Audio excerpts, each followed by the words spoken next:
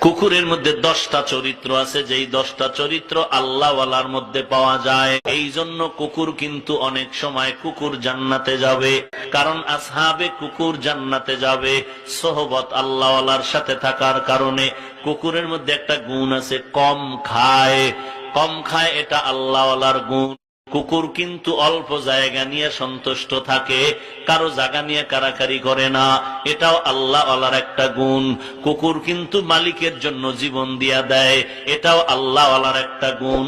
কুকুর রাতের বেলা ঘুমায় না, আল্লাহওয়ালারাও রাতের বেলা ঘুমায় না। ওয়াজ করতে আসে, 2.5 ঘন্টা 2 ঘন্টা ওয়াজ করে, একটা হাদিসও নাই, একটা কোরআনের আয়াতও নাই, সারাক্ষণ কিসসা কয়। এত কিসসা কেন রে বেটা? শুধু কোরআন থেকে ওয়াজ করলে ঘন্টার পর ঘন্টা করার সুযোগ আছে না নাই?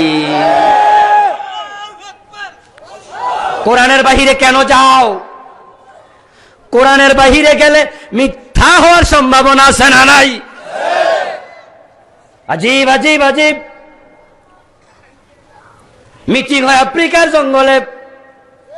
বাংলাদেশ থেকে পীর সাহেব হুজুর 1 মিনিটে চলে যায়, খাদেম দেখছে জঙ্গল দিয়া যাইতাছে, হরি বাবার হঠাৎ করে দেখে নাই, হুজুর উদাও হইয়া গেছে।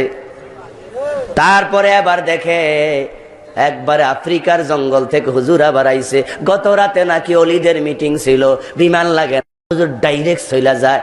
ও মিয়া, তুমি সাথে আসিলা?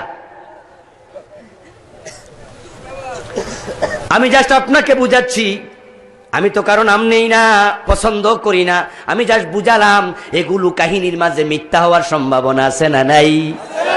তুমি মিথ্যা কাহিনী না বলে সূরা নমল থেকে সুলাইমানের কাহিনী বলো, রানী বিলকিসের কাহিনী বলো, হুদহুদ পাখির কাহিনী বলো, মানুষ শুনবে, মজাও পাবে, মিথ্যা হবে না।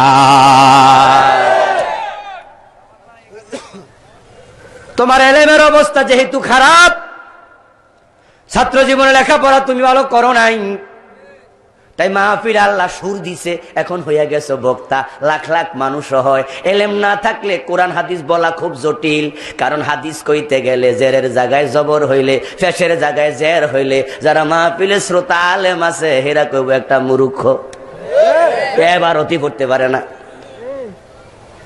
এই জন্য ডরে কোরআন হাদিস পড়ে না। ঠিক আছে ভাই, কোরআন হাদিস তুমি যেহেতু কম জানো বইলো না, কিন্তু সূরা ইউসুফটা ভালো করে পড়ে নাও, এমন কাহিনী আছে আহসানাল কসাস, এত চমৎকার কাহিনী আর হতে পারে না, শ্রোতারা শুনবে, মজাও পাবে, মিথ্যা হবে না।